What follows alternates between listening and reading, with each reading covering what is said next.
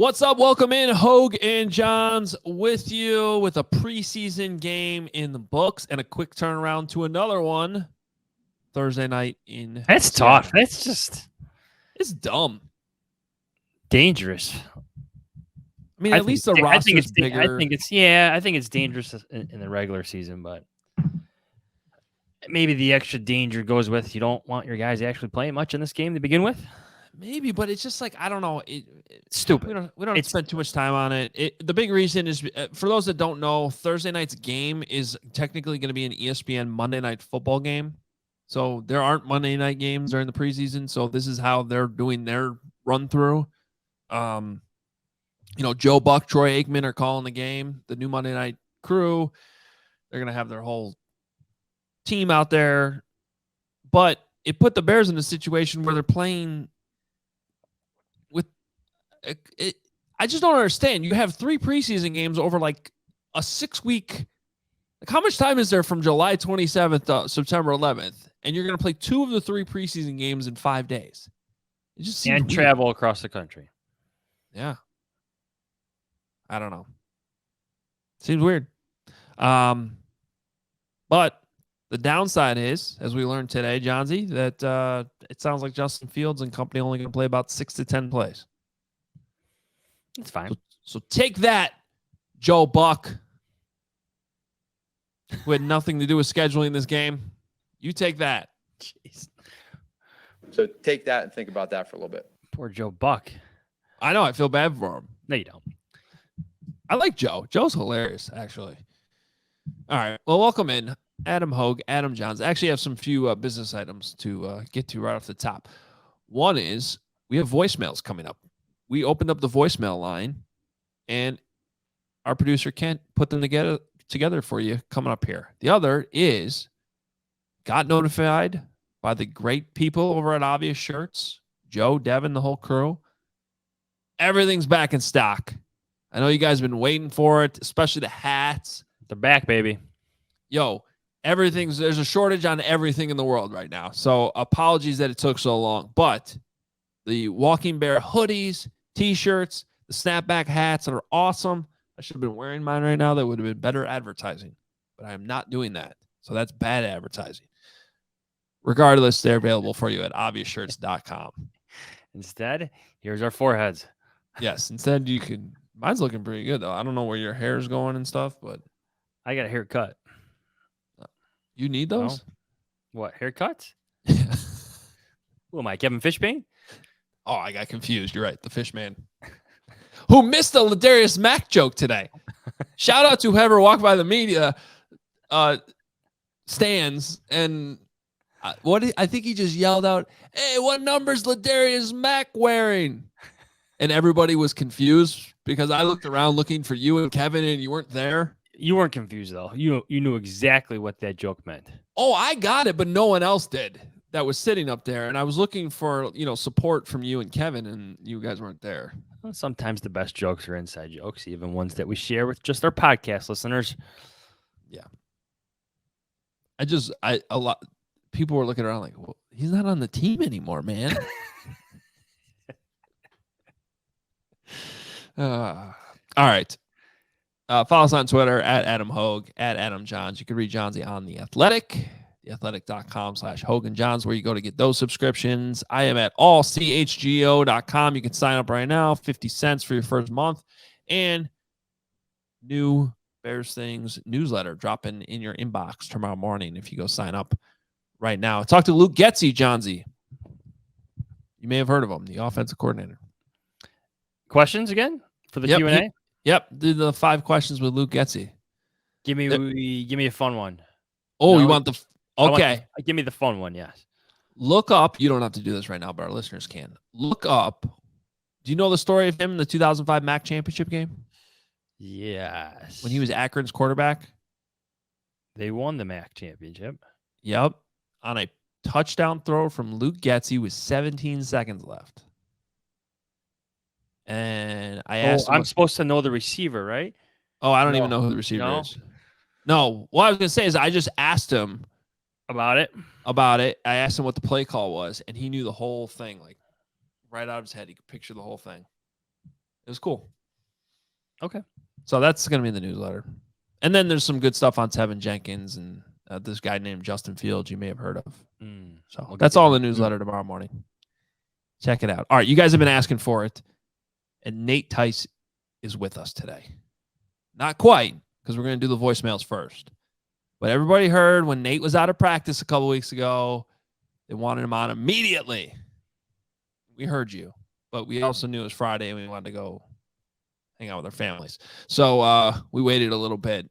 Nate Tice will be on today. A lot of good stuff with him.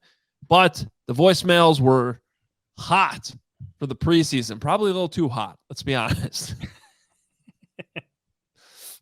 It is a preseason game, but we'll do this again on Thursday.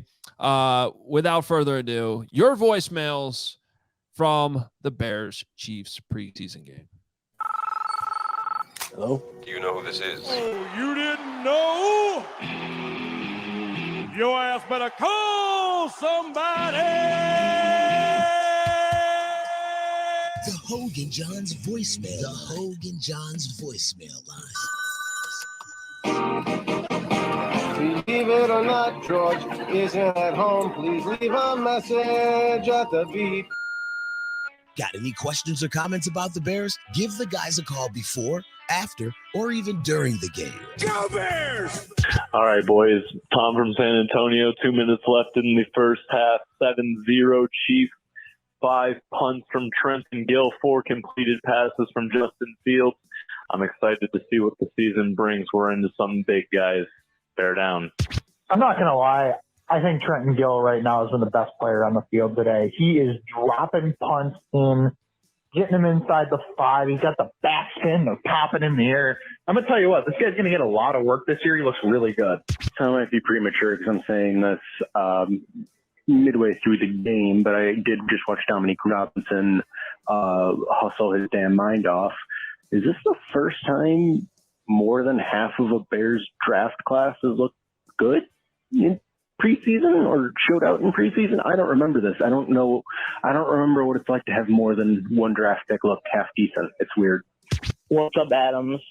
I don't know how you guys feel about Tevin Jenkins, but from what I'm seeing, he's not looking too good. So pretty sure every play he's been in, he's gotten beat and a penalty. So Michael, just get him out of the game. He's only hurting us.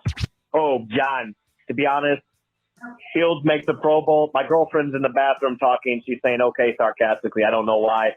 I think we win a Super Bowl. If Fields keeps throwing like this, Tajay Sharp might be our best receiver. Telling you. Okay, his name's not Tajay Sharper. You got anything to add, Jay? Bears?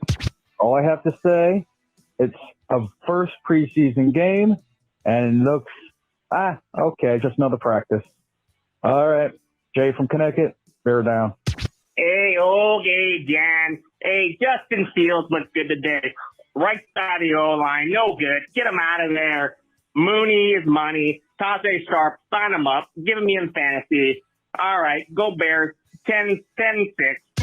New year, same old Bears. Hey, guys. Matt from New Lenox. I have to ask, is running a screen game that hard? I don't know if I've ever seen a franchise go decades where they cannot execute one positive screen. It's just mind-boggling. Hey, boys. Jack Sanborn, INT, fumble recovery. Roquan just standing on the sidelines looking scared. Looks like we found our replacement, guys. Hey, old Bears. Honestly, after today, 17-0. Playoffs, not even a question. Super Bowl. Super Bowl. Super Bears. Super Bears. Was that one guy's, you could hear the girlfriend actually in the bathroom talking in the background. Yeah. It's Yeah, you first. could. And then there, New year, same old Bears. that just seems unhealthy to be that angry about a preseason game. Not one about the field. Yeah, you're right. You're right. I like the Trenton Gill calls. While accurate, that the draft picks all look pretty good. The question was in there, when's the last time a draft class looked this good in the preseason? And I immediately thought of 2017, when Mitch was balling out in his first preseason game. Tariq Cohen looked great. Eddie Jackson looked great. I think Tanner Gentry was on that team. I'm not lying. Well, he wasn't a draft pick, though. Adam Shaheen was a draft pick. Did you see what happened to Adam Shaheen this week?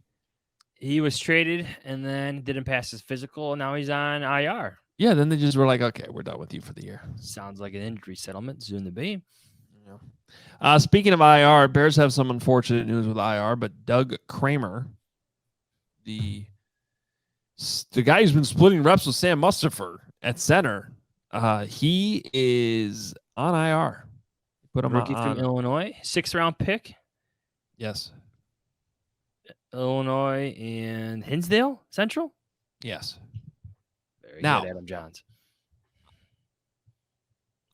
I was surprised he was actually getting so much early work as he was. I think a lot of that was out of necessity. He seemed like somebody to me who, from the point they drafted him, was destined for the practice squad. Now, you'd still much rather have him out there practicing, obviously, for you on the practice squad than on IR.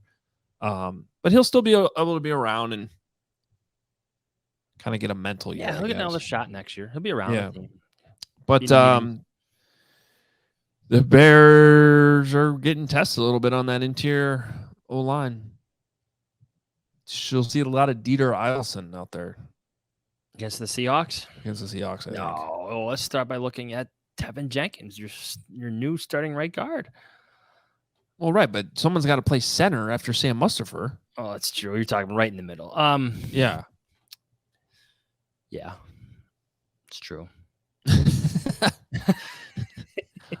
I am excited to see what Tevin can do at right guard, though. Yes. So, but why don't we say more that? noteworthy. Why don't people want to hear about Nate Tice? Let's save the Tevin conversation, I think, for the end. So our guy Nate was out at Bears practice. He's seen the preseason game. He has thoughts, not only on the Bears, but a bunch of the Bears opponents too. He got to see up close and personnel. A lot of good stuff from Nate here. So here he is, our friend Nate Tice. Okay, it's time now to. What were you about to drink? Espresso.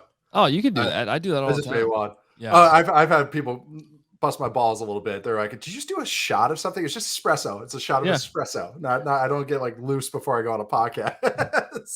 You can hear if you want. I know. Actually, yeah. I feel I got former Badger on here. It's more like encouraged as opposed to disappointed. Wrinkle my nose. Well, I think that should all just be part of the intro. So here he is, Nate Tice, is doing a shot of espresso right here on the show. I love it. Now when we do our early morning episodes, that's literally what I do.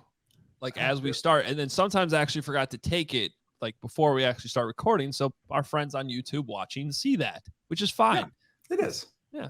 We all have our PEDs, and that's it. It's just a little caffeine. It's yeah. Also, if it was bourbon, that's fine too. I don't really care.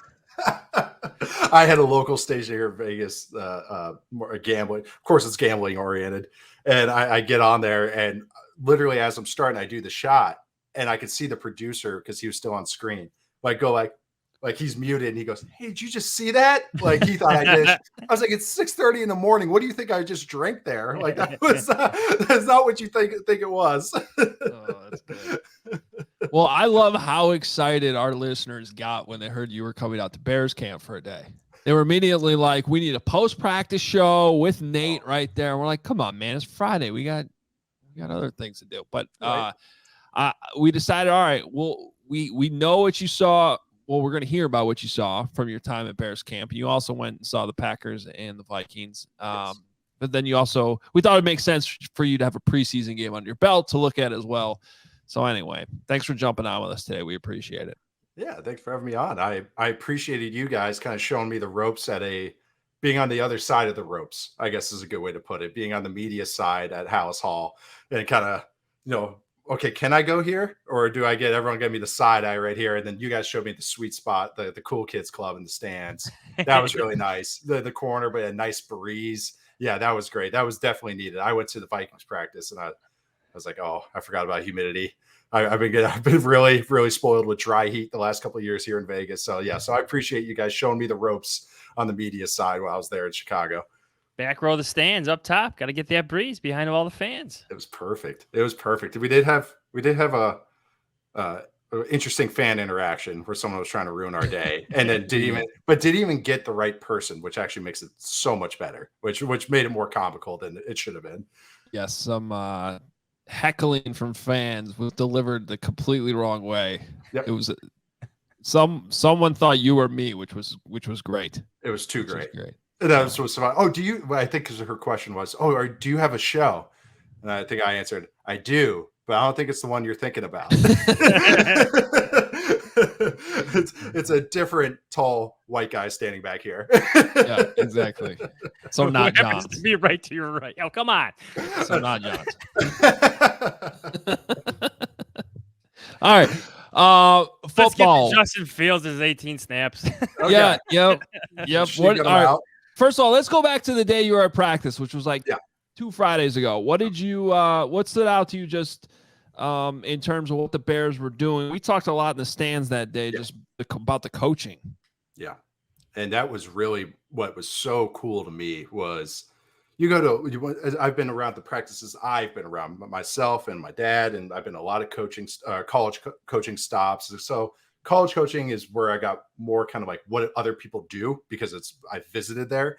NFL, if you're with the team, like if I'm with the Raiders, it's not like the 49ers are going like, come on over, check out how we practice. So it was really cool for me to see these different styles of NFL coaching. And I was so encouraged, I think is a good word, by Eberflus and the rest of the staff, especially the offensive side of the ball, but just how much they're emphasizing things as far as teaching. I thought it was a really good collection of teachers out there, how they just structure the practice. There's no fat. There's no wasted time. And I don't mean like everything was frantic. I just mean like, hey, it was very professional. I think that's the best way to put it. It's very professionally ran. And I kind of said to you guys, I was like, yeah, they might not have overwhelming talent this year, but at least I think these guys will give them a chance. Like if they do get the right guys in place, who knows what guys they tab. But it was really encouraging for me to just see that a lot of teaching happening out there, how to practice as a pro, because that only helps you play. If you practice, if you're wasting so much time with stuff that doesn't matter and guys are, wasting a play because 2 coaches were off script, because the guy didn't have the details right, or, hey, we're going from drill to drill and the offensive line coach is using a different cadence than the quarterback is using. So that the offensive line goes up there. And I know I'll talk about the cadence in a sec, but just those little details I thought were really, really cool. I was really encouraged by the Bears coaches is that, they may not have those dynamic personalities where, the McVays of the world where they're winning every press conference and everything like that. But it was teaching. It was actual teaching and coaching happening at the Bears practice I was at. I thought that was a really cool little snapshot of what they're trying to do, I think. So you go from San Francisco to the Bears, to Green Bay, to Minnesota. There's another stop in there. We'll leave that out for Adam Hoge. But you go through all those 4 spots, and that's the Shanahan-McVay tree in a sense, is it not? So, what are you seeing that strikes you as similar, a bit different? It's the Gen X older millennial coaches getting in. That's what it kind of is. It's they understand we're pros, and that's a great observation though. All those stops have some Shanahan influence, especially on the offensive side of the ball. Kevin O'Connell, I was talking to Vikings guys, Vikings PR guys, because it's the same guys when my dad was there, which was really nice for me. But I'm talking to them and I'm like, man, they're just really low key and chill. And they're like, we're waiting for them to pop. Like we haven't heard anyone yell. And I'm not saying that that means you're better, but I think it's an understanding that we're in the NFL, it's pros. And so we should treat them like professionals. Hey, it's teaching. I think that's what it is. It's a matter of respect, I think, between players and coaches. Hey, we're trying to help you and give you tools for your toolbox.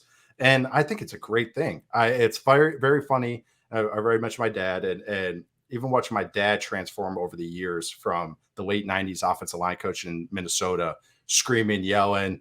I mean, most of his highlights are him MFing a ref and everything like that, to as he got older, to understanding, hey, these guys don't want to get coached that way. Some like to be coached hard, but more want to just be taught. Hey, I already made it to the freaking NFL. What do you have for me? I already got yelled at by my high school coach for 4 years and my college coach at Alabama for 3 years. I don't need to get yelled at anymore. I'm good. I'm good. So I think that's what it is. And that really speaks to it. It's a level of detail, because I think a lot of coaching, they yell because they don't know what they're trying to talk about. So it's, I don't know. Like we've been around a dad or an uncle or a grandpa that's like, they just yell instead of, maybe I did, that they just yell instead of like, oh, I don't know the answer. Just don't talk to me about that. As opposed to like, no, I'm going to help you find these answers. I know this also means like small things and like theory, but it's cool. It starts on day one. You're trying to put your philosophy of what your team's going to be run like, and the fact that you're emphasizing in practice. There's only 17 games in a regular season. There's hundreds of times they're together on practice and walkthroughs. So that's what their point of emphasis is. One of the things you wrote about as you kind of did a report on The Athletic, so people can read what you saw in Chicago, Minnesota, and Green Bay, but we also talked about this when you were out there at House Hall, the emphasis on cadences. Yeah. And we've heard the coaches talk about this a lot too. I think that's a big difference for Justin Fields this year. Explain to everyone why that's so important. Yeah, it was straight from the Packers cadence. So why cadence is based on the offensive system or the quarterback, you can put a little personality on it. Peyton has Omaha, Omaha's his cadence. What Omaha meant, and this was so funny, all it meant was the next word I'm about to say is the live word. It was saying he makes all his gyrations and changes 20 plays, and then he says, Omaha, ready, go. That meant the ball is snap. The Packers cadence is green 80, green 80, set hut. I'm sure we've heard it years and years and years. Aaron Rodgers using it. He weaponizes it. And what I mean by that is changing the cadence up. You can go on the quick. You can go on one, which is green 80, green 80, set hut. You can go on the short, which is green 80, green, before you even get to the set hut. You can go on the quick, which is ready, ball snapped. Like you can go on two, yada, yada, yada, or you can have a dead count. And why I thought that was so interesting was, of course, Getsy comes from the Packers system, or kind of like that offense. Okay, that makes sense. They're using that cadence. But what I saw, and this is tying into my coaching and teaching point, Chris Morgan, the offensive line coach, the tight end coach, I'm blanking on his name. All these guys in drills right now, individual, were using the same cadence, and they're trying to change it up. The quarterback not only, like usually you get your cadence on day one, it's a page in the playbook. And after a while, the quarterback just goes on one or the quick. And it's like, it's just a page you go through. Okay, blah, blah, blah. We'll move on. They emphasize it. They go, no, every day we're going to practice it. And it's not just the quarterback changing it up. Everybody's got to get used to it. Offensive lineman's got to anticipate what it's going to be or hold their water and not jump. The receivers got to look at the ball and hear the cadence. They got to kind of do everything. So I thought that was a really cool that they're trying to do that, because what they're trying to get those free plays that Aaron Rodgers has made a living off of, but not, no one's going to get to that level. He's like the all-time great with using cadence, but get a couple cheapies.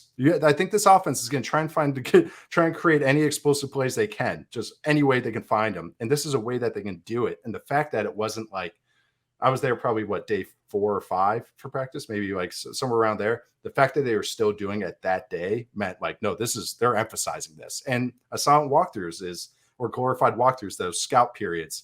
Fields got a defensive lineman to jump. He hit a deep play to Byron Pringle. It was a free go ball.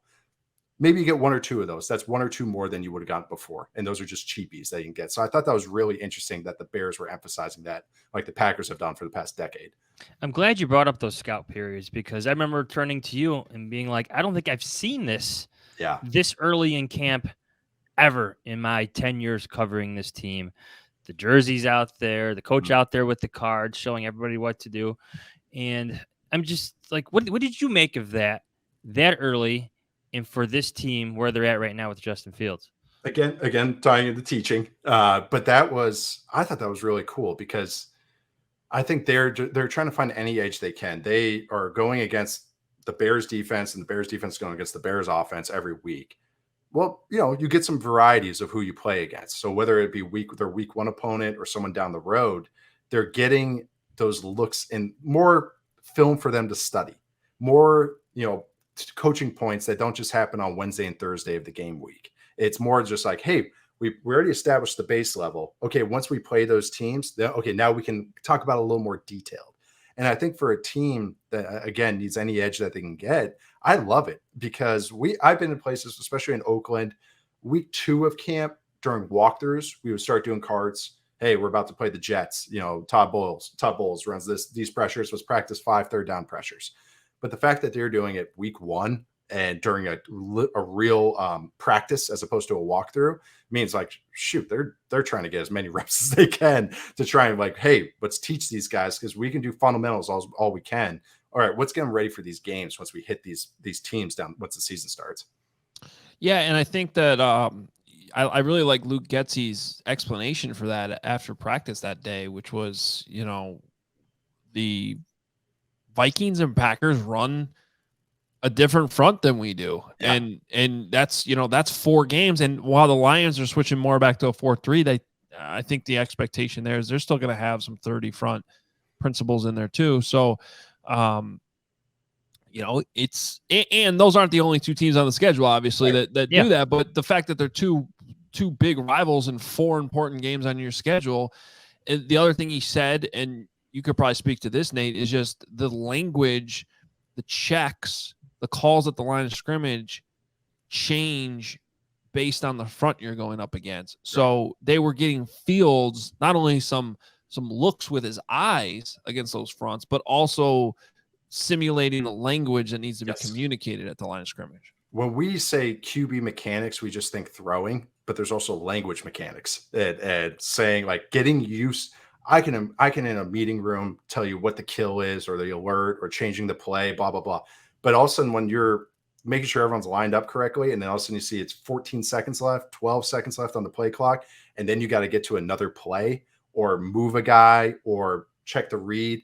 And again, they're stealing reps. They're going rather than keep beating our heads against the wall. And we got 50 reps of zone against a 4-3 team, against a 4-down look. All right. Well, now our offensive line has never had to communicate when there's a nose head up.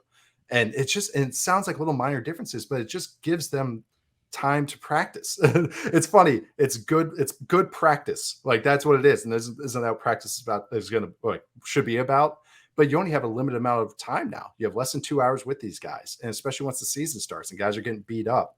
And so, yeah, it's just getting those all the center and right guard.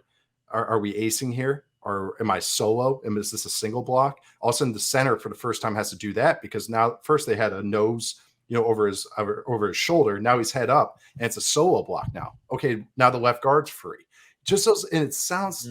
Oh, why don't you do that on walkthrough? Or why don't you tell the defense to give you that look? The defense doesn't want to practice something they're never going to be in.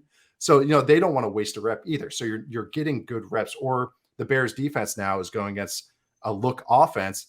But, the Vikings are going to be way different than the Packers. Even if they come from the same branching tree, they're totally different flavors. So it's just the same thing. It's like, okay, well, the Packers run this run play. Well, the Bears offense, we don't run that right now. We don't even have it installed right now. And we're not going to waste a practice rep ones versus ones doing it. So let's get it where it's more 3/4 speed. And again, this was part of why I was really encouraged by these coaches. I was I understood what they're trying to do. It was this is teaching. This is actual coaching and teaching happening in the NFL, which is kind of fun. It's really fun to see that. That's a good point because we're all focused on what Fields is doing, but it was forgotten on the other field. Exactly, is for the starting defense is getting their scouted looks in against things that the Bears offense isn't currently doing. More work for them. Yep. More work. And it's not walkthrough where it's okay, everyone's not pads. Hey, half the guys have bucket hats off and they're goofing off. It's padded. They're going probably more 80%, 75%. But it's kind of like a practice rep in the season on a Friday, like a fast Friday rep or a Thursday red zone rep, where it's more like 80%. Hey, no one be a hero, but don't walk. Let's go. It's a run through as opposed to a walkthrough. Don't get me started on guys goofing off during walkthroughs. I'll start losing my mind. How you doing, Coach? Oh my God. Especially special teams. Drives me crazy. Oh, special teams. Bring in the run through. Yeah, bring in the run through. That was didn't Penn State and then it wasn't walk on, it was run on or something like that. That was their whole gimmick, their shtick. Oh, that one sounds cheesy. Right. Go ahead, Johns. I was letting it hang. That's why I didn't say anything. I was just letting it hang. The preseason game, 18 snaps. That's all you got. Yep. They didn't produce a lot of yards. A couple good passes from Fields to Mooney, Tajay Sharp. What did you see when you look back at the film? I like the mechanics stuff as far as, again, QB mechanics as far as not throwing, but the pre-snap operation. I thought that was a lot cleaner, or at least I could see what they're trying to do. Offensive line is still a little scary. Let's be honest. But I was encouraged as far as I could see they were trying to do a little bit of everything too. They had a little quick game, they had a little bit of this, a little bit of that, kind of let him get reps at everything, him being Justin Fields. You know, it's hard. The Chiefs are playing their ones, and Steve Spagnuolo had a basically like week 8 game plan in. Holy crap, they did not make it easy. They're blitzing every down. Like, it was aggressive with the Chiefs. That's what, by the way, sidebar. I think the Chiefs are on a warpath this year, and this has been like one of my takes this offseason is like, I think they're really pissed off. And watching week 1, I was like, yeah, they look kind of ticked off, guys. They were not holding anything back. So it wasn't the easiest. Usually in preseason, it's like, okay, 3 coverages. It's all really easy. Boom, boom, boom. Spags made him work for it. So there's a couple times he got caught as far as pre-snap look and then post-snap picture but it was great because he checked it down. And yes, there was another option out there that might've been the double or the triple, and he just hit a single, but I'd much rather him hit a single than last year when he was trying to scramble around and getting, his face mask ripped off and stuff like that. So little steps, incremental steps. I thought it was encouraging, even if it wasn't sexy. There's still a couple times where he's still trying to work back in the pocket, which you in the NFL, you just can't do because DNs are just too fast and they loop around. And so there's a quarterback in the pocket. I work backwards. And trying to loop around. It actually helps the D end, and your offensive tackle gets ticked off at you. Yep. You have to lean into the punch. You have to step up and then around. And he tried to do that once, and I was like, okay, that's good. Then he tried to step back on another one. And I was like, gosh dang it, Justin, come on, man, we can do better than this. But it was there's enough that I was more encouraged as far as the processing mentally and all those steps that they're trying to do, even if some of it was a little underwhelming. So, one small thing that I've noticed is I feel like this new coaching staff is a little bit more upfront with kind of providing explanation for things, like a little bit more detail, which is nice. So a couple of things we learned just from talking to Justin after the game and talking to coaches last few days is one is they seemed really happy with like the pre-snap operation. And there's a lot going on in this offense with motions and communication and everything. So I think that was good. We heard from Justin after the game talking about how he recognized man coverage a couple times and made a check. Nice. I saw 2 kills for sure from him. There might be other smaller ones, but 2 where he was adamant about changing one play to the next. And it was early. It wasn't like he looked and he's hesitating to check the play. It was like the guy motioned and he checked it. So that's really cool to like kind of eye test and hearing that as well. And then the other thing Getsy offered up was that on the play where he slid borderline late, probably should have been a penalty, wasn't called.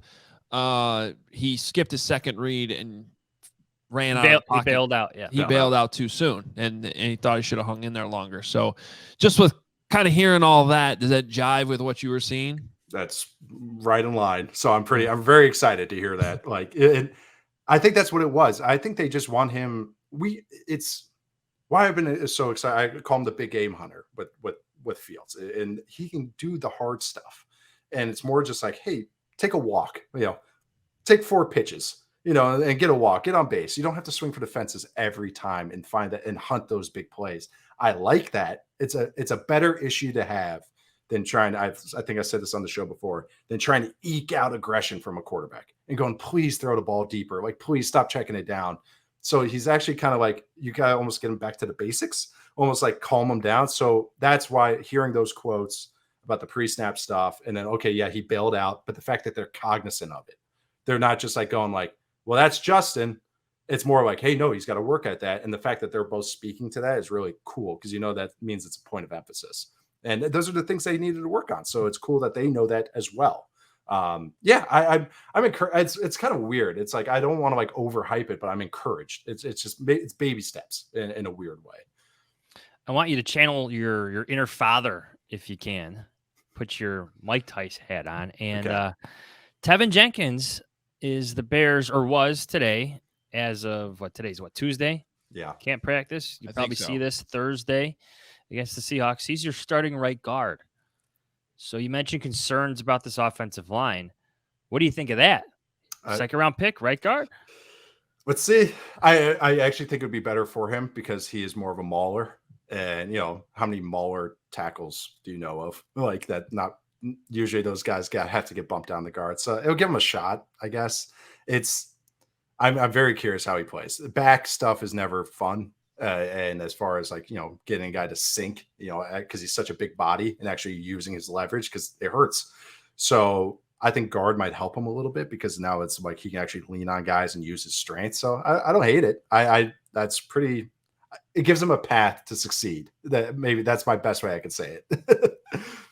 I want to ask you before we let you go. I think we need to take advantage of the fact that you not only went and saw the Vikings and Packers, but also the Bears week 1 opponent in the 49ers. So maybe let's start there with the 49ers actually, because we were talking up in the stands at practice about Trey Lance, and we know how excited you are about Justin Fields and been on that bandwagon. But what did you see about the 49ers that stood out, Trey Lance, and maybe as it pertains to the week 1 matchup in Chicago?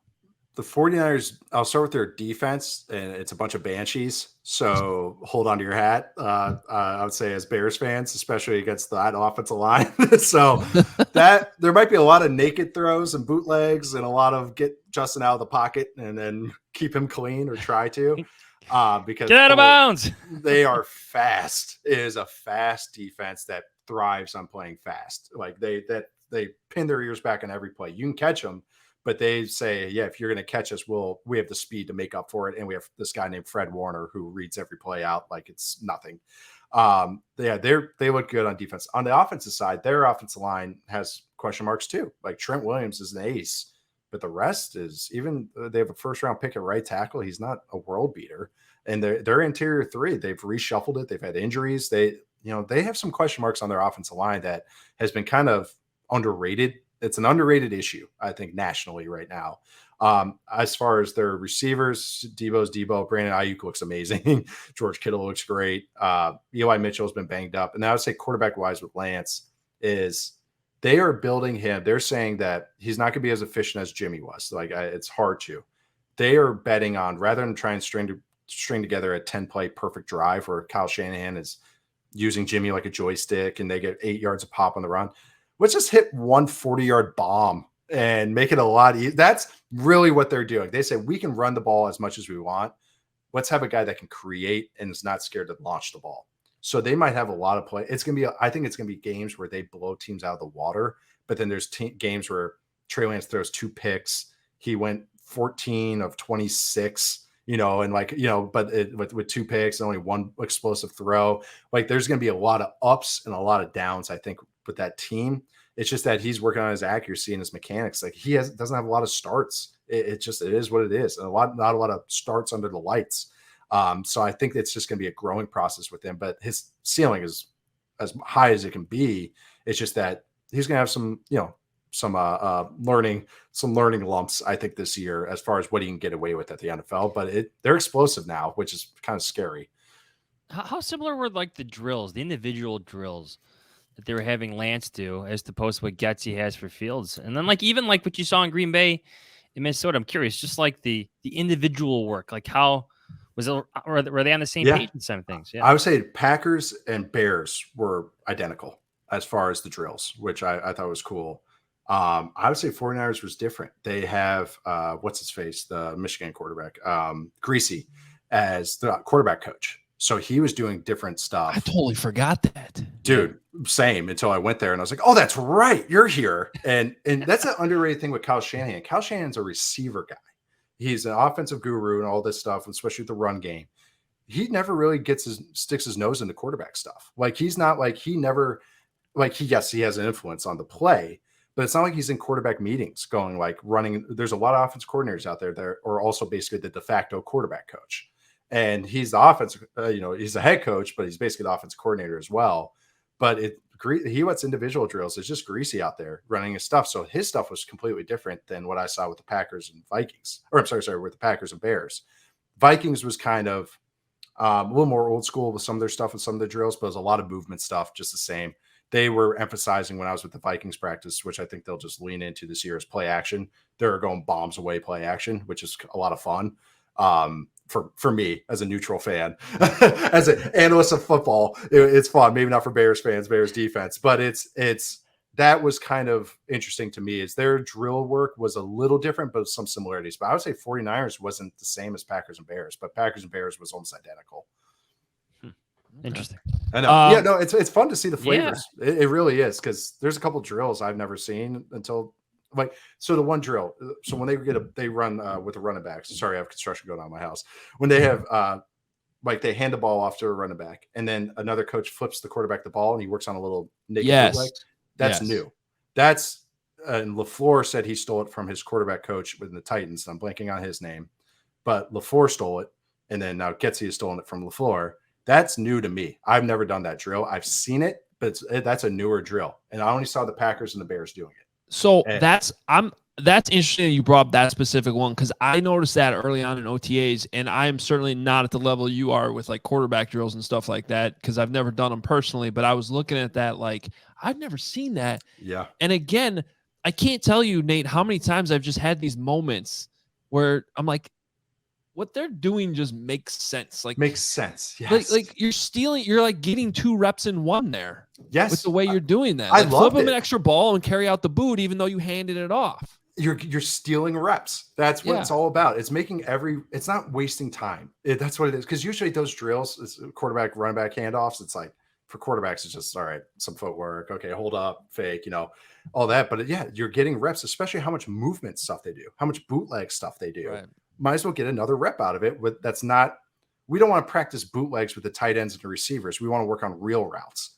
So you're kind of getting 2 in 1 there. So again, it goes into the teaching. I watched that drill and I was like, that's new. Go to the Packers practice and they're running it too. I asked LaFleur about it and he said, oh, I stole it from this guy in Tennessee. And I was like, that's a new one for me. So it's a really, it's just little stuff like that. Okay, let's touch on the Packers real quick, and then I do want to hit you on the Vikings too. But I guess the simple question: Packers, Devontae Adams isn't there anymore. A lot of the wide receivers are not. Are they still the same offense? Are they going to be fine?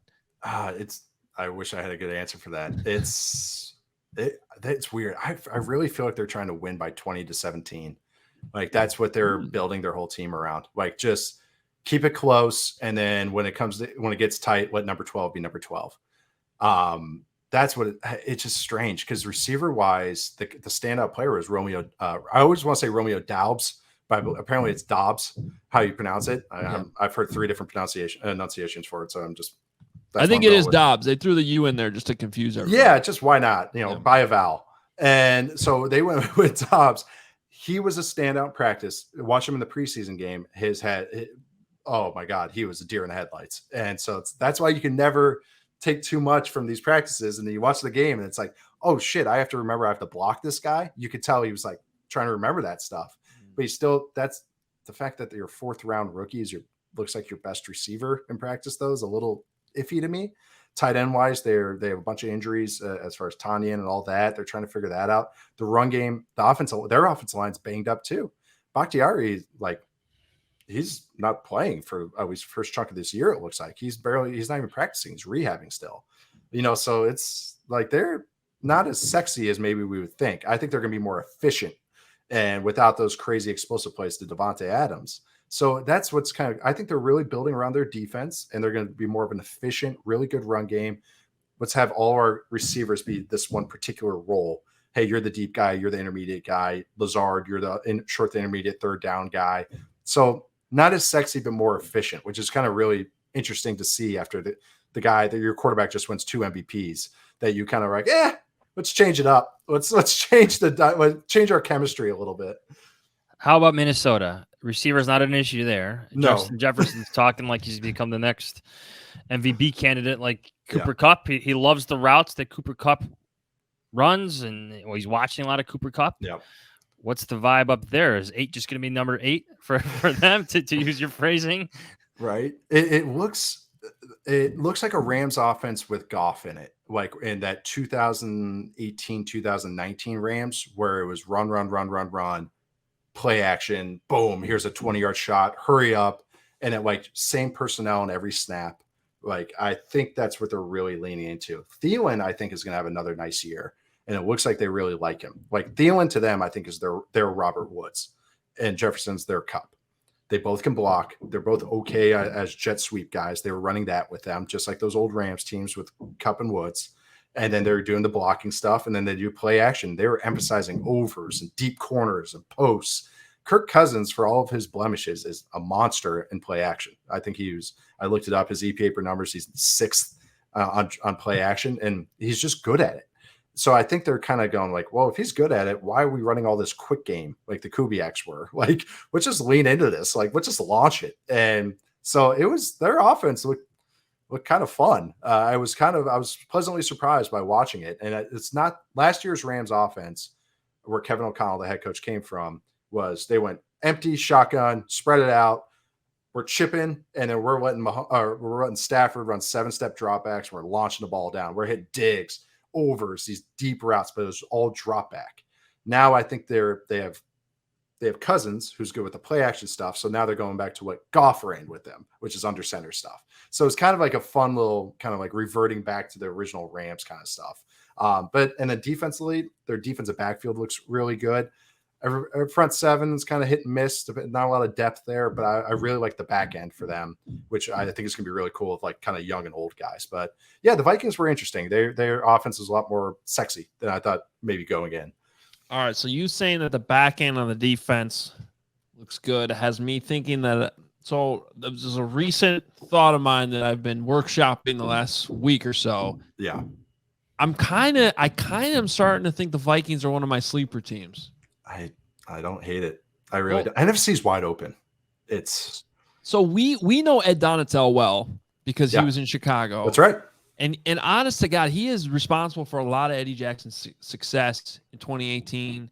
For what they did with Kyle Fuller, who people forget his career at the beginning was headed the wrong way, and had a rejuvenation year, and it was like, yeah. and they'll tell you like a lot of that was Donatel's work in the secondary. And so I know this is like a bigger spot. He's defense coordinator now. He's got to call the plays. He wasn't doing that under Fangio, but I just think it's a good fit for what that defense needed. The players they still had, but it clearly needed to be retooled. Zimmer stuff was wearing off.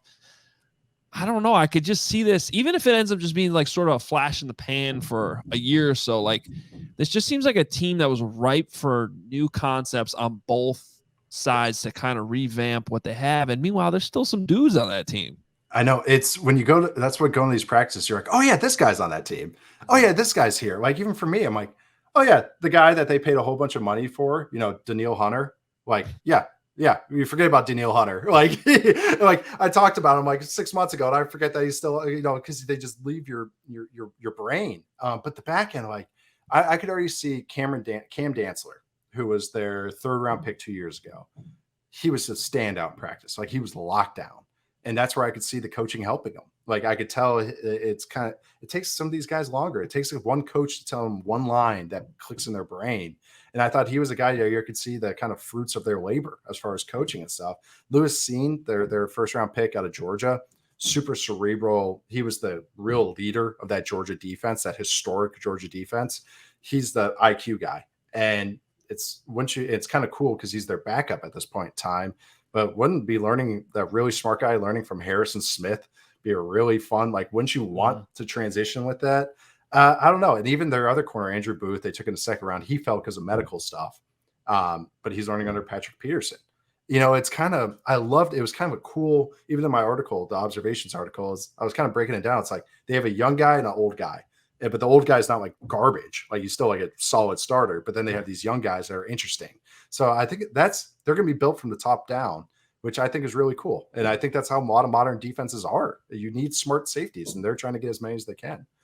You heard it here first. You have 2 Badgers picking the Minnesota Vikings to win in the NFC North this year. Go that far with it. Don't tempt me. It's crossed my mind a little bit. It's crossed my mind. They're a little more, they're a little more intriguing than I think I even give them credit for. Yeah. All right. Is Graham Mertz going to win the Heisman or not?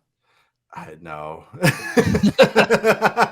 No, that's a whole different story. I'll talk about the Wisconsin the offensive line looked good.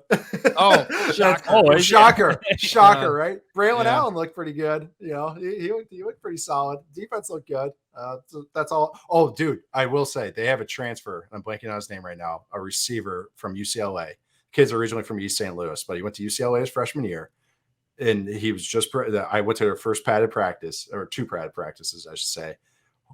Dude, that's a different type of twitch than Wisconsin usually gets. I think he's number 3. And yeah.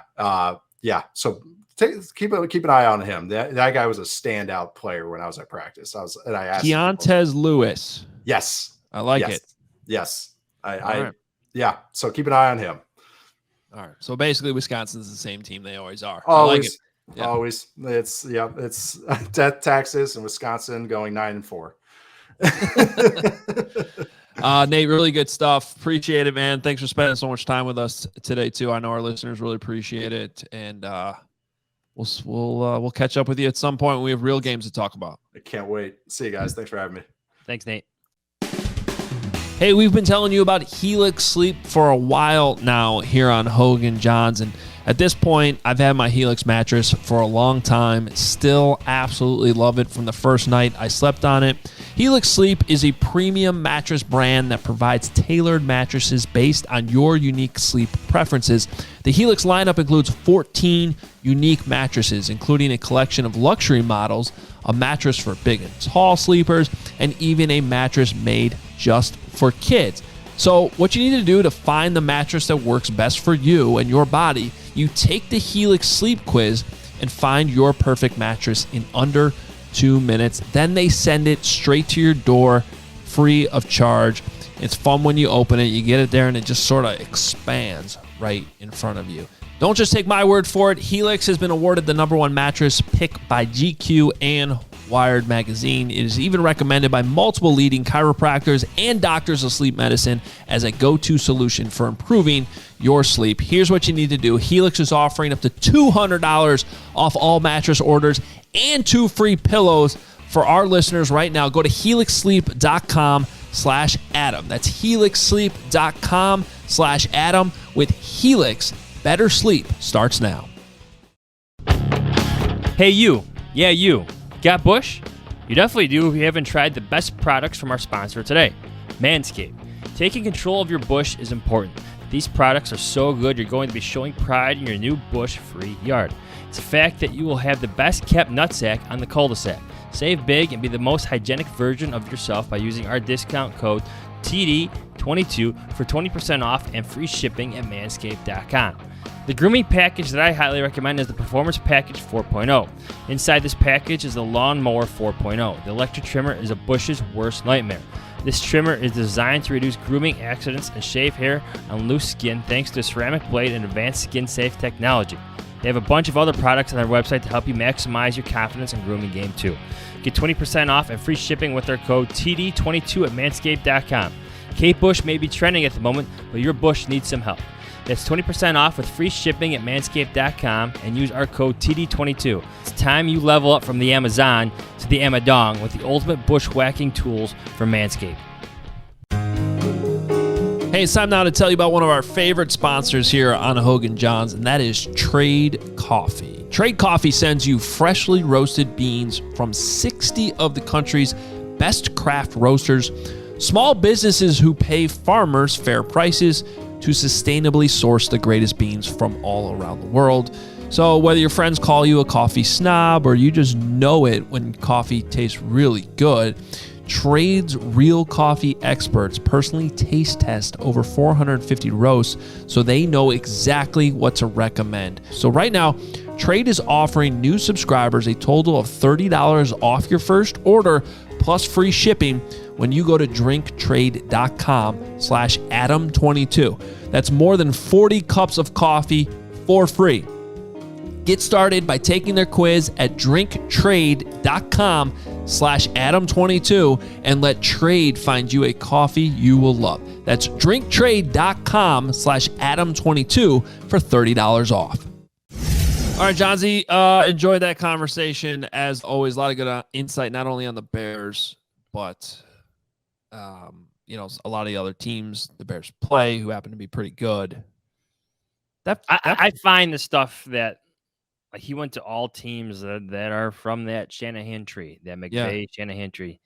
I find it pretty interesting to hear what he had to say about the similarities. Yes, there's obviously some differences, but the things that are being implemented offensively, not only like schematically, but with cadences and the drills they're running. It's fascinating stuff, compelling stuff. And I liked, you know, his optimism.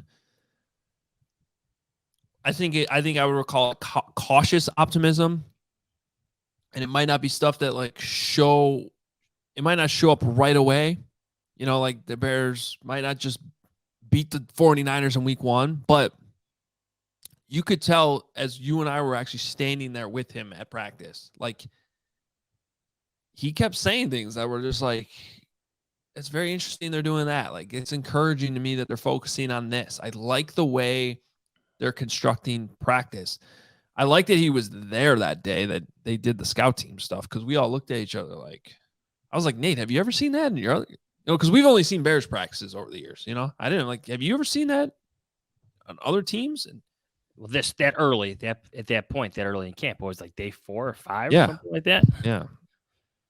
What stuck with me, I should say, because it's similar to our conversations with the writers for the Bills, the Bengals, and the Chargers. The receiver question marks are kind of prevalent, are they not? I mean, now they exist in Green Bay. They still exist here outside of Darnell Mooney. But you heard different things about the Vikings and different things about the 49ers. Yes. And those are questions at receiver. And I think those questions will stick here with the Bears until maybe Velus Jones Jr. does something, or they draft somebody next year or sign somebody next year. And that real help for that quarterback in Justin Fields comes. Yeah, they is it okay for me to though be remember, I'm the guy that likes to complain about all the receivers. I feel like Tajay Sharp would have been the Bears' 3rd best wide receiver last year. I know that's not saying much, but like, let's not forget this guy he's played. He's got over 100 NFL receptions. He's caught touchdowns in the NFL. Like, he's actually one of the more experienced guys in the room.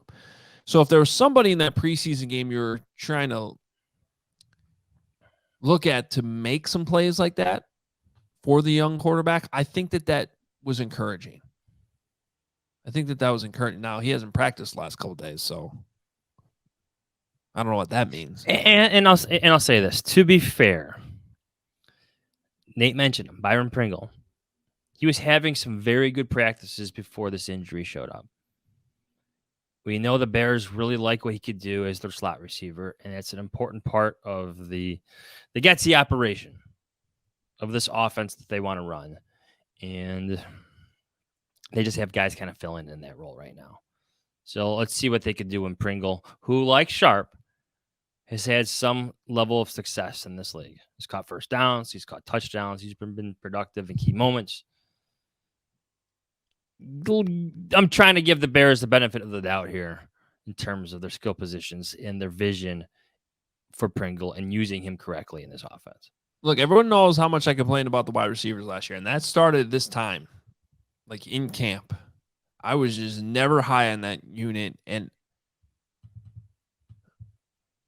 this has come to maybe it's just a product of my own low expectations, but this has been a little bit more encouraging than I expected, if I'm being honest. So we still got some check back with me in a couple weeks, but there's a chance that the Bears go into the regular season with me feeling like they actually upgraded, that they actually have a better unit overall. That might sound crazy, but again, I'm not saying that right now, but I'm starting to feel that way a little bit. It might help to run more routes than 5 to 7 yard hitches. Well, and that's the other side of it. Like, the actual schematics. Regardless, they should be more productive, whether they're better or not, based on just the scheme. So you hope. That's the plan. It's the Bears' plan. You hope. What else? Go ahead. I'm listening. At least they have a plan. Here's another plan they have that I like. Okay. Getting back to some of the stuff we talked with Nate, like just common sense coaching, things that make sense. You look at the depth chart, you pull out your depth chart and you're like, all right, guys, this is a roster, but we're going to pretend it's depth chart. Where do we suck right now? Oh, we still have a right guard problem. Okay, we have this player, Tevin Jenkins. We couldn't play him at left tackle. Now he's kind of buried at right tackle. I don't really know that he has a path to play there. Why don't we try him at right guard? That makes sense, right? Kind of a mauler, as Nate said. He's got those shorter arms that weren't really ideal for tackle. I'm not saying it's going to work, but yeah, why not? I mean, if the outcome of all this, whether it's sooner or later, turns out you trade him or cut him, wouldn't you rather see if he can play right guard before you did that? Because wouldn't it suck if he landed somewhere else, got that opportunity to play guard, and then it turned out to be pretty decent? Which, oh, by the way, has happened to the Bears a few times with linemen who go on to have like 8-year careers somewhere else. Yes. Again, I don't know if this is going to work. It is towards the top of my list, though, of things I will be watching very closely in Seattle. I think it's a great opportunity for Tevin. I think it's kind of a cool story how he's bounced back from 2 weeks ago, being talked about as being a trade guy. I still don't think the Bears helped him out. I think they could guy. A trade guy. He was a trade guy. He was a trade guy. Now he's a right guard. I'd rather be a right guard than a trade guy. It's always a reminder to me of just how day-to-day like the news process is for like NFL training camps and how quickly things shift within a day or like 2 days. Like he was a trade guy. Now he's a starting right guard guy for the Chicago Bears. That is a significant turnaround from where his narrative was a couple weeks ago. Not even a week ago, like 10 days ago. Hey, the NFL Network has traded a couple Bears players this year. They have. They're up to 2.5. All three of which still on the Bears roster, by the way. That is true. Might change, but as of right now, Robert Quinn, Tevin Jenkins, Roquan Smith, all Bears. Roquan Smith won't play. He'll be there. Won't play. Robert Quinn, maybe a snap. But Tevin Jenkins, in terms of players to watch, your storylines to watch, 20-plus snaps I bet he gets against the Seahawks. Needs work there. If he's going to try right guard, might as well give him a bunch of work at right guard. Wouldn't that be a crazy story if after all, at the end of all of this, the guy ends up being your week 1 starter at right guard? And is very good at it and loves it. Right? That might sound too optimistic, but the guy was a late first round, second round graded player. Yes, he had back issues. But the talent, the tenacity, I like the tenacity. I like the anger there at right guard. Yeah. Did Tevin talk? I obviously I wasn't there in the locker room. Did he talk to a lot of the reporters after the game? I talked to him for a couple of minutes. Okay. Did he mention to you his back too? No, he did not. So I thought this was interesting. He kind of unprompted mentioned his trusting his back was how he put it to Nicholas Moriano. And I thought that was a very interesting comment. Just being like, yeah, it was good to get out there and getting back to trusting my back. I read it as an admission that that's what was bothering him again. Yes. And then it's still kind of an issue that he has to trust it. I just thought that was interesting.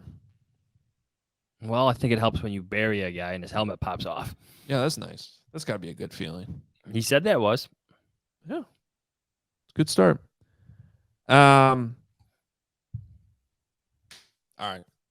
Anything else? We'll be back on Friday morning. Yeah, full breakdown. Nate and I talking about the Wisconsin Badgers. No. Okay, just no. Probably not. Tevin Jenkins again and Justin Fields. we'll give you the review on everything. So it'll be kind of be like a post-game episode, but we're going to do it early Friday morning. So you can look out for Friday morning. We will recap whatever happens in Seattle. Lack of plays for the starters. Tevin needs to play a lot. Larry Borom needs to play a lot to me. I thought Larry Borom played well. Yeah. I still see a scenario. What if those are what if that's the right side of your offensive line? An offensive line of Braxton Jones, Cody Whitehair, Lucas Patrick, Tevin Jenkins, and Larry Borom. Yeah. I think internally at House Hall, they would be enthralled with that because that would have been earned. Well, and then you also have guys like Schofield and Reef that you feel pretty good about having backups. They're veterans who've been in the league. And if you have to throw those guys in a pinch, you're going to feel good about that. Sam Mustaford center as well. Those are your 3 reserves. Maybe you keep one of the rookies as your 9th. Everyone else goes to the practice squad. Boom. Who needs the rest of preseason? John's just figured it out. There it is. Yeah. Let's get those guys out there on the O-line. Let's pound the ball right up their ass. Knock on wood if you're with me, man. There you go. Right. Just like that. Hey, speaking of that, that's from Hard Knocks. Hard Knocks tonight. I'm excited. The Dan Campbell show. I have not seen one episode. Come on, there's only been one. Just freaking watch it. Okay. Anyway, who cares? Exactly, Bob. Oh my God, you're missing out. I'm telling you. It's the Lions. This is the most entertaining the Lions have ever been. All right. But let me amend that. Since Barry Sanders retired, this is the most. I mean, they Calvin Johnson, Megatron. I love Megatron, but he was one guy who would touch the ball 10 times a game. Okay. At least when they had Barry, like Barry Sanders was Calvin awesome. Johnson. Did he almost have 200 receptions in a year or 2,000 receiving yards? I'm not debating. He's an amazing player. He plays wide receiver. Barry Sanders could get the ball 30 times a game. Okay. And even that was a one-man show. And yes, Hard Knocks is a little bit of a one-man show right now. Jared Goff isn't exactly the most exciting man in the world. But Dan Campbell is. And he will bite your kneecaps. Right off. Right off. There you go. All right, we're out of here. Follow us on Twitter at Adam Hoge, at Adam Jahns. Get that Bears Things newsletter tomorrow morning, allchgo.com to go sign up. Johnsy's on The Athletic, theathletic.com/Hoge Jahns, which is also where you can go read Nate's piece on his little training camp tour he did through the NFC North. Great. So check that out as well. All right, Friday morning, Bears, Seahawks. Who the hell plays quarterbacks for the Seahawks now? Drew Lock, Geno Smith. Exciting stuff, guys. Exciting. See ya.